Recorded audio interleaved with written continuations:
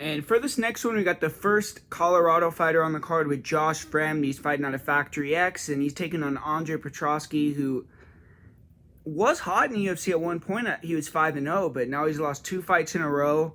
And both these guys are kind of teetering a little bit. You know, Josh Fremd 2-3, Petroski 5-2, but on the 2-fight losing streak. His last fight was a really weird loss. Josh Fremd, he did have a 2-fight winning streak before his last fight in September, and took a big step up competition against Roman Kopylov and got highlight reeled. Taking some time off, 2-3 in the UFC, so he needs a win here. And for Petroski, back-to-back horrible outings where he got knocked out quick by Pereira and then shot in on a takedown, stunned himself, and got ended against Malkoun in a really bizarre finish. So Petroski's durability is definitely a question moving forward, and if he gets knocked out again here, I wouldn't be shocked if the UFC parted ways with him. But Andre Petroski is a high-level grappler, though. You got to give him that. He's strong, he's southpaw, he's physical for the weight class. Really good single leg, good clinch takedowns. He's a beast on top. And if you can get around the neck, he has a sick squeeze. He has a few choke finishes in the UFC. He's choke guys unconscious. And against higher level guys, he struggles to get the takedown because he just doesn't have that striking skill set. He's stiff, kind of short arms, and doesn't really feint or set his shots up well. He just kind of tries to lunge into range with big explosive shots.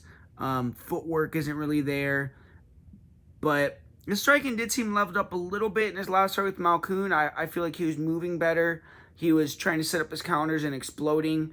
And he isn't a high-level striker, but he has dropped a couple people, and he has some power. But defensively, there isn't any head movement out of Petroski, and he has gotten tired and gotten taken out. So, you know, on top of recently his chin looking a little bit questionable. It's only been 3.5 months since that loss he had to Malkoun, so we'll see how he looks coming off of that.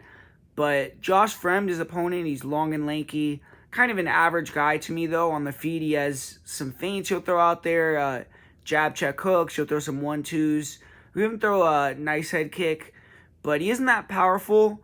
In this fight, if he could time a knee or a big shot, I mean, Petroski, it seems like his chin is a little ripe. But Fremd is not a guy that usually is a huge knockout threat. And Fremd's also not that good at defending takedowns. I feel like he's a good scrambler, and he makes fighters work to hold him down. On top of scrambling into top position where he's pretty good, and he'll use his arms. He has long arms. He can get some chokes. But I feel like he gives his back to stand up, and I think Petroski, if he can take him down early, is going to have a good chance to submit him. But cardio for Fremd is on point.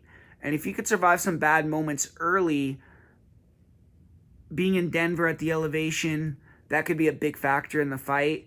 Petroski gets tired in general, but stylistically, I think this is a fight that favors Andre Petroski. He should be way more physical and the better grappler, and I think he gets this one done in round 1 with either a front choke or a rear naked choke. But it's hard to be confident in a guy who just knocked himself out by shooting in on a takedown. Fremd, like I said, isn't a big knockout guy, but he can maybe, you know, get Petroski out of there if his chin is gone. But the fact that it's in Denver throws a little bit of a monkey wrench into it too. But I just think Petroski, if he has anything left, and is what he was when he was 5-0, he probably is going to go in there, take Fremd down early, and get that submission. Maybe it'll happen in the second, but I think it's going to happen in the first. And I'm going to go with Petroski via first round sub.